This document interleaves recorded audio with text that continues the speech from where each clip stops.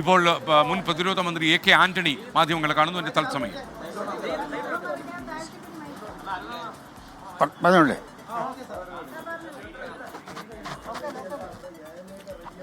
പഹൽഗാമിൽ ക്രൂരമായി കൊല്ലപ്പെട്ട രക്തസാക്ഷികളോടും അവരുടെ കുടുംബത്തോടും ഇന്ത്യൻ സൈന്യം നീതി പുലർത്തിയിരിക്കുന്നു.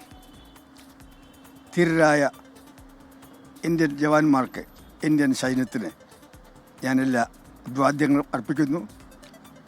ഒരു ബിഗ് സല്യൂട്ട് ഇന്ത്യൻ സൈന്യത്തിന് ഞാൻ ആഗ്രഹിക്കുകയാണ്. ഭീകരർക്കെതിരായിട്ടുള്ള ഏത് നടപടിക്കും രാജ്യം ഒറ്റക്കെട്ടാണ്.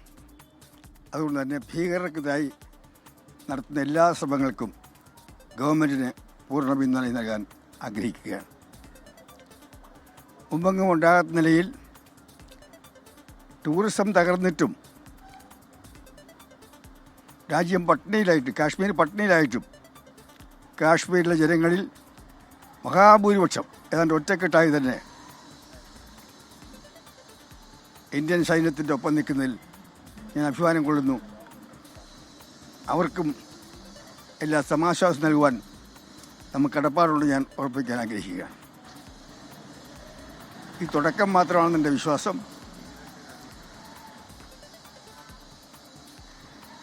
പാക് സൈന്യത്തിൻ്റെ തൊട്ട് പിറകിലുള്ള അതിർത്തിയിലെ ഭീകരരുടെ ക്യാമ്പുകൾ തുടച്ചു മാറ്റുവാൻ ആവശ്യമായ നടപടികളുമായി ഇന്ത്യൻ സൈന്യം മുന്നോട്ട് പോകുന്ന എനിക്ക് ഉറപ്പുണ്ട്. പക്ഷെ എപ്പോൾ, എങ്ങനെ എന്നുള്ളത് അത് അവരുടെ തീരുമാനമാണ്. ഗവൺമെൻറ് സൈന്യത്തിന് ക്ലിയറൻസ് കൊടുത്തിട്ടുണ്ട്. ഇനി വേണ്ടത് സൈന്യത്തിൻ്റെ നടപടികളാണ്. സൈന്യം നടപടി ആരംഭിച്ചിരിക്കുന്നു. മറ്റ് നടപടികൾ എന്നതിനെക്കുറിച്ച് ഞാൻ ചർച്ച ചെയ്യാൻ ആഗ്രഹിക്കുന്നില്ല. അതെല്ലാം സൈന്യത്തിൽ വിട്ടുകൊണ്ടിരിക്കുന്നു. എനിക്ക് ഇന്ത്യൻ സേനയിൽ പൂർണ്ണ വിശ്വാസമുണ്ട്. തുടക്കം നന്നായിരിക്കുന്നു. ഇനിയും കൂടുതൽ ഭീകരർക്കെതിരായിട്ടുള്ള നടപടി ഉണ്ടാകും ഞാൻ പ്രതീക്ഷിക്കുന്നു. ഇത്രയേ ഉള്ളൂ.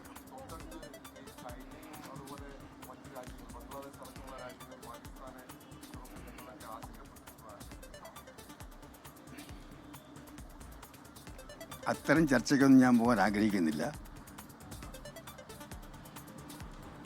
സൈനിക നടപടിയിൽ എപ്പോഴും ചില ലക്ഷ്യങ്ങളുണ്ട്. അതോടൊപ്പം തന്നെ എല്ലാവരും നമ്മളെ പിന്തുണയ്ക്കുന്ന ഒരിക്കലും പ്രതീക്ഷിക്കാറില്ല. പക്ഷേ ഇന്ത്യയുടെ കൂടെ ലോകത്തിൻ്റെ മനസാക്ഷിയുണ്ടെന്ന് ഞാൻ വിശ്വസിക്കുന്നു.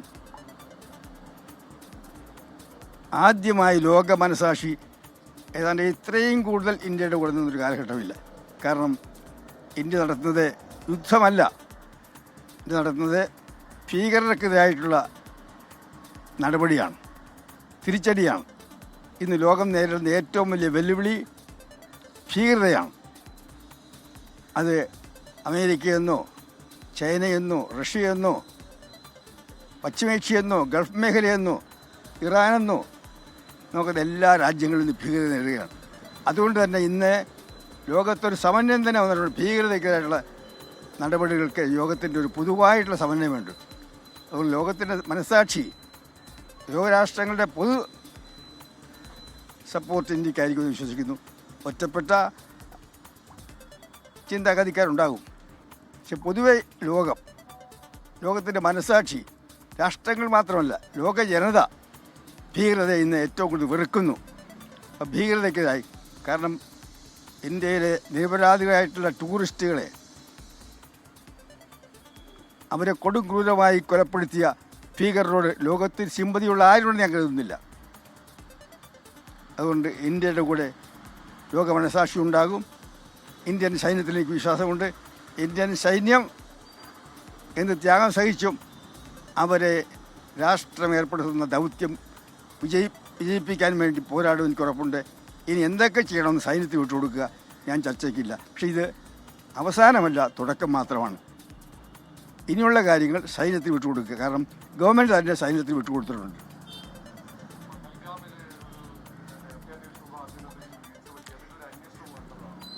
ഒരു വിവാദത്തിലും ഞാനില്ല. ഇത് വിവാദത്തിൻ്റെ സമയമല്ല. രാജ്യം ഒറ്റക്കെട്ടായി നിൽക്കേണ്ട സമയമാണ്. ഈ ഘട്ടത്തിൽ ഒരു വിവാദവും രാജ്യ താല്പര്യത്തിൽ കൂടമല്ലെന്നാണ് എൻ്റെ വിശ്വാസം. കഴിഞ്ഞ 50 വർഷത്തിനിടെ പാക് ഓക്യുപൈഡ് കാശ്മീരിൽ മാത്രമല്ല പാകിസ്ഥാനിലേക്ക് ടാർഗറ്റ് ചെയ്യുന്ന രീതിയിൽ സൈന്യം ഒരു ഓപ്പറേഷൻ നടത്തിയിരിക്കുകയാണ്. ഇന്ത്യൻ സൈന്യം പാകിസ്ഥാൻ്റെ ഒളിപ്പോരാളികൾ കാശ്മീരിൽ കടന്ന് കാശ്മീരിൻ്റെ ഒരു ഭാഗം കീഴടക്കി അന്നു മുതൽ ഇന്ത്യൻ സൈന്യം പാകിസ്ഥാനിലായിട്ട് തിരിച്ചറിഞ്ഞുകൊണ്ടിരിക്കുകയാണ്. ഓരോ കാലഘട്ടങ്ങളിലും ഇത്തരം തിരിച്ചടികൾ ഉണ്ടാകും, നാളെയും ഉണ്ടാകും എന്ന് വിചാരിക്കും. കാരണം പാകിസ്ഥാൻ സൈന്യത്തിൻ്റെ നിലനിൽപ്പ് തന്നെ ഭീകരതയാണ്. ഭീകരത ഇല്ലാതായാൽ, കാശ്മീർ പ്രശ്നം ഇല്ലാതായാൽ പിന്നെ പാകിസ്ഥാൻ സൈന്യം മറ്റ് ലോകത്തിലെ സൈന്യത്തെ പോലെ, പ്രത്യേക ഇന്ത്യയിലെ സൈന്യത്തെ പോലെ സിവിലിയൻ ഭരണകൂടത്തിൻ്റെ കീഴിൽ പ്രവർത്തി സൈന്യമായി മാറേണ്ടി വരും. പാകിസ്ഥാൻ അങ്ങനെയല്ല. അവിടുത്തെ തലടക്കപ്പെട്ടു എന്ന് പറയുന്ന ഗവൺമെൻറ് പാകിസ്ഥാൻ സൈന്യത്തിന് മുമ്പിൽ രാജ്യരക്ഷയുടെ കാര്യത്തിൽ മാത്രമല്ല മറ്റൊരു കാര്യത്തിലും സൈന്യത്തെ ധിക്കരിക്കാനുള്ള കെൽപ്പ് പാകിസ്ഥാൻ ഗവൺമെൻറ്റില്ല. പണ്ടൊരു പാകിസ്ഥാൻ പ്രധാനമന്ത്രി വിദേശ പര്യടനം കഴിഞ്ഞ് വന്നപ്പോൾ അദ്ദേഹത്തിന് വിമാനം ഇറങ്ങാൻ പോലും സൈന്യം അനുവദിച്ചിട്ടില്ല. പാകിസ്ഥാനിലെ ഇലക്റ്റഡ് ഗവൺമെൻറ്റുകളെല്ലാം സൈന്യത്തിൻ്റെ ആജ്ഞയ്ക്ക് വിധേയമായി പ്രവർത്തിക്കുന്ന ഗവൺമെൻറ്റാണ്. സൈന്യത്തിൻ്റെ നിലനിൽപ്പ് പാകിസ്ഥാൻ സൈന്യത്തിൻ്റെ ഏറ്റവും വലിയ നിലനിൽപ്പ് കാശ്മീർ പ്രശ്നമാണ്, കാശ്മീരിലെ ഭീകരതയാണ്. അതുകൊണ്ട് പാകിസ്ഥാൻ്റെ നിയന്ത്രണം സൈന്യത്തിൻ്റെ കയ്യിലായിരിക്കുന്നിടത്തോളം കാലം നാളെയും ഇതുപോലുള്ള ആക്രമണങ്ങൾ ഉണ്ടാകാൻ ഇടയുണ്ടെന്നാണ് എൻ്റെ അനുഭവം എന്നെ പഠിപ്പിച്ചിട്ടുള്ളത്. അല്ലെങ്കിൽ പാകിസ്ഥാൻ സൈന്യം സിവിലിയൻ ഗവൺമെൻറ് കീഴിലാകുന്നൊരു കാലഘട്ടം വരണം, എന്നാലേ ഈ പ്രശ്നം അവസാനിക്കൂ. അതുകൊണ്ട് ഇതൊരു അവസാനത്തല്ല, നാളെയും ഉണ്ടാകാം. പക്ഷേ ഇപ്പോൾ വേണ്ടത് പഹൽഗാമിലെ കൊടുംക്രൂരതയ്ക്ക് തിരിച്ചടി നൽകണം. അത് സൈന്യം ആരംഭിച്ചു കഴിഞ്ഞിരിക്കുന്നു. ആരംഭിച്ചു കഴിഞ്ഞാൽ ഞാൻ പറയുന്നുള്ളൂ, ഇനിയും ഉണ്ടാകും. അതെങ്ങനെയാണെന്ന് സൈന്യത്തിന് ഗവൺമെൻറ് അധികാരം നൽകിയിട്ടുണ്ട്. ശരി. പ്രതിരോധ മന്ത്രി AK ആന്റണി സംസാരിക്കുകയായിരുന്നു. ഇതുവരെ ഇന്ത്യൻ സേനയിൽ പൂർണ്ണ വിശ്വാസമുണ്ടെന്ന് അദ്ദേഹം പറഞ്ഞു. മാത്രമല്ല, വിവാദങ്ങൾക്കൊന്നും പറ്റിയ സമയമല്ലിത് എന്ന് മാത്രം, രാജ്യം ഒറ്റക്കെട്ടായി ഭീകരതയ്ക്കെതിരെയും അതുപോലെ പാകിസ്ഥാനെതിരെയും നേരിടേണ്ട സാഹചര്യത്തിൽ ഒരു വിവാദത്തിനും താനില്ല എന്ന് പരിണതപ്രജ്ഞനായ AK ആന്റണി പറയുന്നു. മാത്രമല്ല, ഏറ്റവും പക്വമായ അഭിപ്രായങ്ങളാണ് മുൻ പ്രതിരോധ മന്ത്രി പറഞ്ഞത്. ഇതൊരു തുടക്കം മാത്രമാണ് എന്ന് അദ്ദേഹം പറയുന്നു.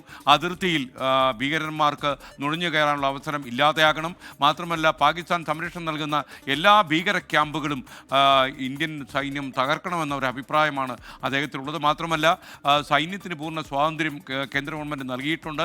ഇനി കാര്യങ്ങളെല്ലാം സൈന്യം തീരുമാനിക്കട്ടെ, സൈന്യത്തിന് എന്ത് ചെയ്യണമെന്നറിയാം എന്നുള്ള ആത്മവിശ്വാസം അദ്ദേഹം പ്രകടിപ്പിച്ചു. മാത്രമല്ല, ഒരു രീതിയിലുള്ള വിവാദങ്ങളും ഉണ്ടാക്കാൻ പാടില്ല.